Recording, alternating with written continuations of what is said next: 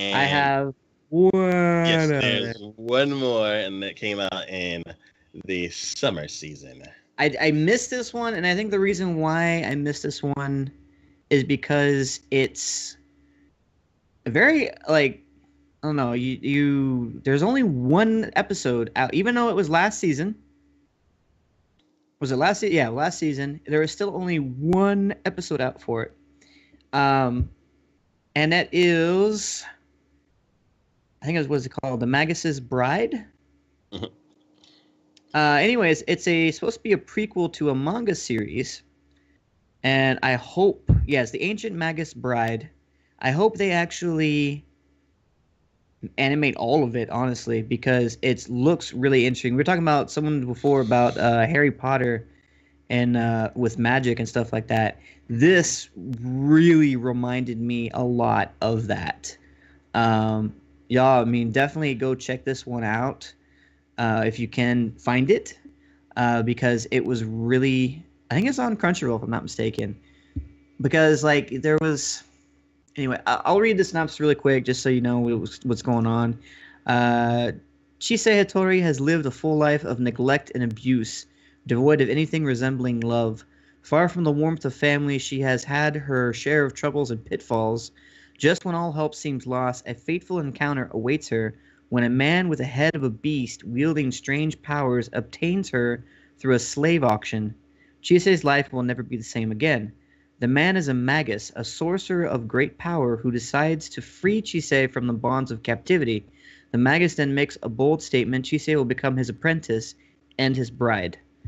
Um, so obviously right there, you know, I mean, with a magus and a sorcerer, there's a whole bunch of magic going on. This girl has been tormented also because, like, even the first episode you see, she kind of has the same power as Natsume because she sees spirits, and she'll see these creatures and everything around her, and no one else can. Um, so it was really cool seeing just the different creatures involved, and there's a character. Is the wonderment? It's like I kind of had that same feeling when I first read and then also watched the first Harry Potter, seeing all the different magics involved.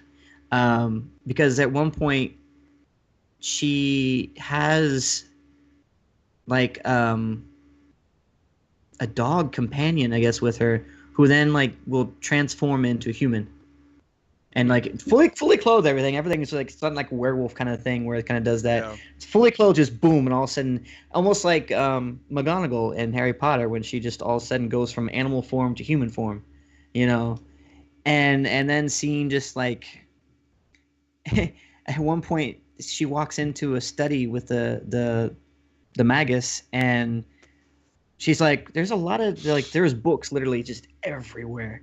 And she's like, have you ever thought to organize them? And he's like, well, I tried to once. And you start looking at the books and they start moving. And he goes, I tried to once. They just didn't seem to stay wherever I put them. And I was like, yeah, that would be a problem. Yeah, I could see that. Your books are kind of moving on their own. They're just like, no, So we kind don't want to of be the world's here. kind of alive, sort of like how it was in Harry Potter too. Yeah, and I really like that. That's kind of cool.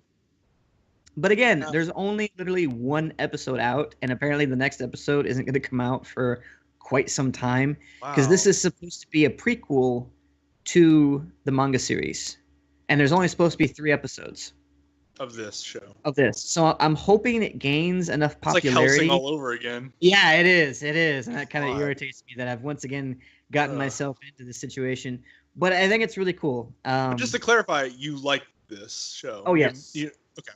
I give this. I mean, this is even one that you know, if they don't end up making it into a full anime with like the whatever the manga had followed into, that I might end up picking up the manga just because I'm like, this is amazing. Is that good? Wow. Yeah. So, yeah, definitely. So, but I checked out the studio that did it, and it's Studio Wit. So the people who did Attack on Titan. Oh wow. So it has some muscle behind it. Just from is that second season coming out sometime soon? Yeah, next year. God. Well, we're at the end of the year, so I mean. That's still stupid. Yeah. Like, just release it already. The first season was so good. Watch the second season be terrible. But I mean, you know, because Better of like not.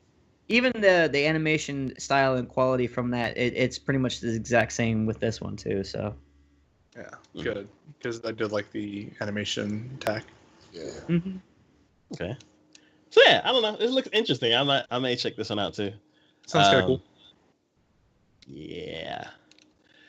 So I figured I'd give it a shot. It's something different than what I usually watch. It's more calm, more laid back. I feel like I don't have to be as worried about whether the main characters are gonna die or anything like that. So it's kind of one of those where I can turn off my brain and watch the girl go, "No, senpai, notice me."